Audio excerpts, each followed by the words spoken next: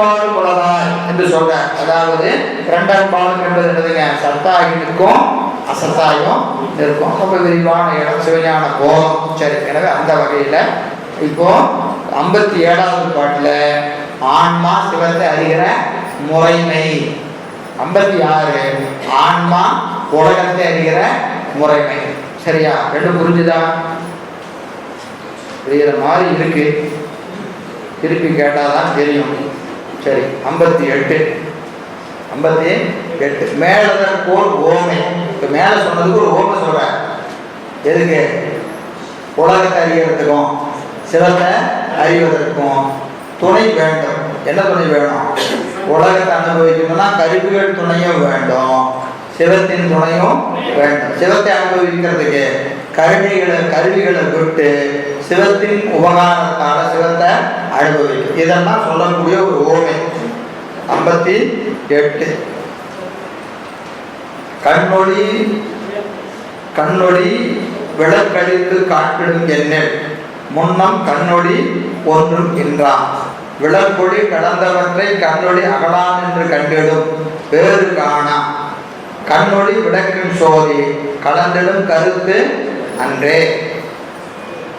இப்போ கண்ணுக்கு ஒளியை தருவது எது அப்படின்னு ஒரு கேள்வி. ஓமை எது? கண்ணொளி.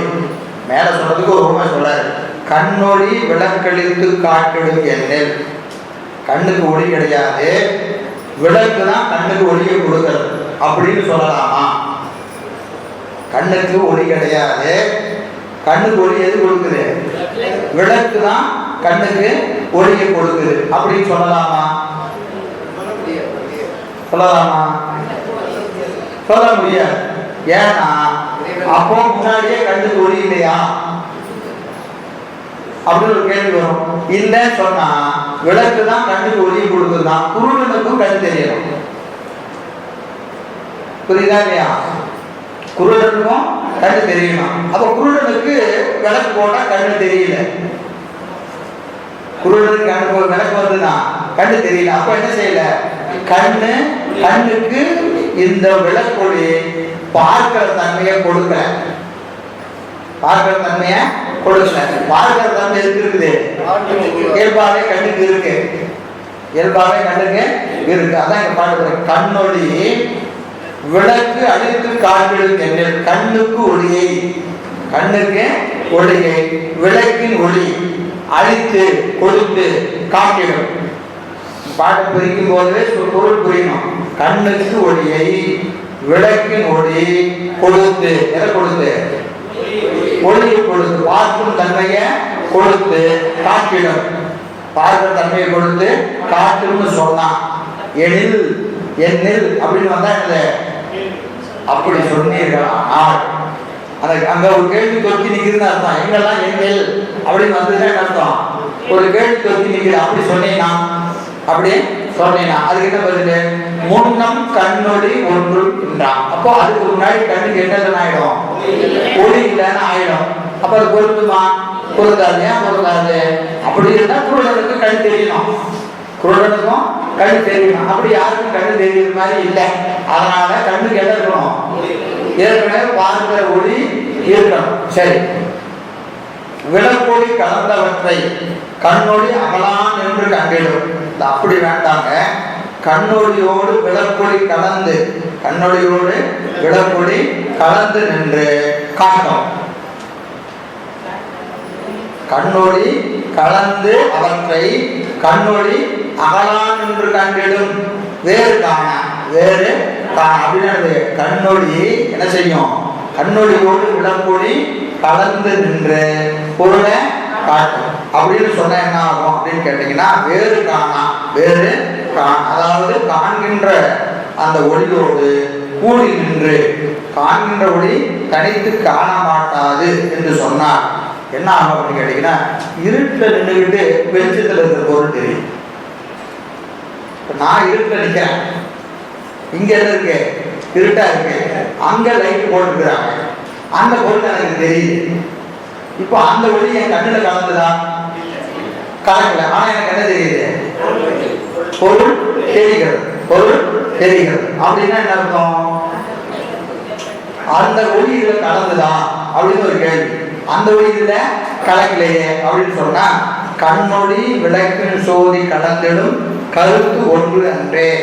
கருத்து ஒன்று அன்றே அப்படின்னா என்ன அப்படின்னு கேட்டீங்கன்னா, இது பாட்டுல தனியா விளக்கணும் சொல்லுகிற போது எப்படி சொல்றதுன்னு கேட்டீங்கன்னா, கண்ணுக்கு காண்கின்ற ஒளி உண்டு, கண்ணுக்கு காண்கின்ற ஒளி உண்டு. விளக்கொளி எப்படின்னா ஒளிங்க, காட்டுகிற ஒளி, காட்டுகிற ஒளி. அப்போ அந்த காட்டுகிற ஒளி கண்ணடியோட கலக்கணும், பொருளையும் காட்டணும், பொருளையும் காட்டணும். கண்ணுல மட்டும் கலந்தா போதாது.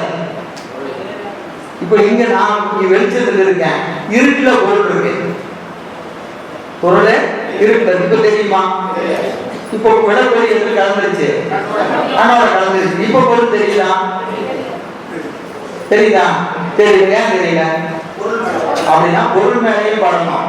அப்போ கண்ணுக்கு ரெண்டு உபகாரம் இருக்கிறது, காணும் உபகாரம், காட்டும் உபகாரம். என்ன உபகாரம்?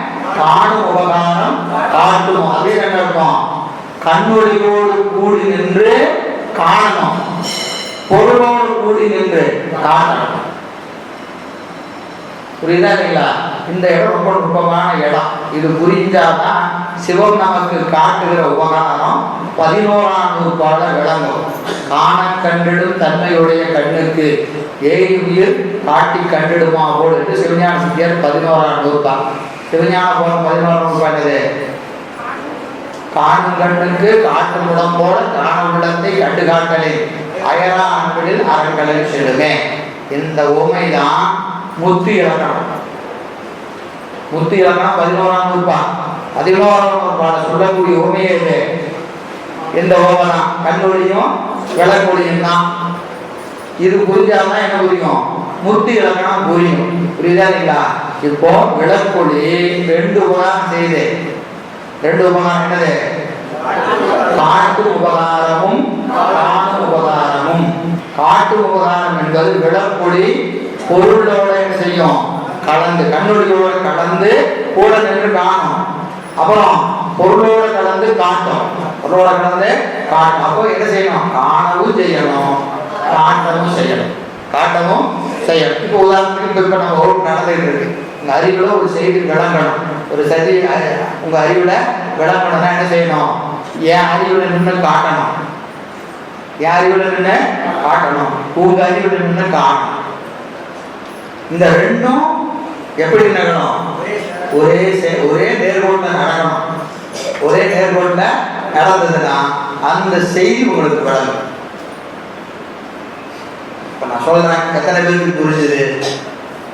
புரிஞ்சவங்களுக்கு புரிஞ்சிருக்கும், புரியாதவங்களுக்கு புரியாது.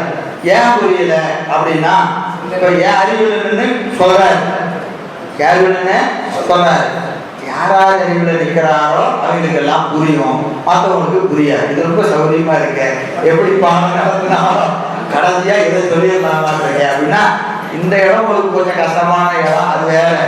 பொதுவாக கொஞ்சம் எளிமையான செய்தி கூட எல்லாருக்கும் புரியாது, எல்லாருக்கும் புரியாது. ஆனா நடத்தும் போது நம்ம தனித்தனியாக பாடம் நடத்துறோம், இருக்கிற எல்லாருக்கும் ஒரே பாடம் தான், எல்லாருக்கும் புரியுதா?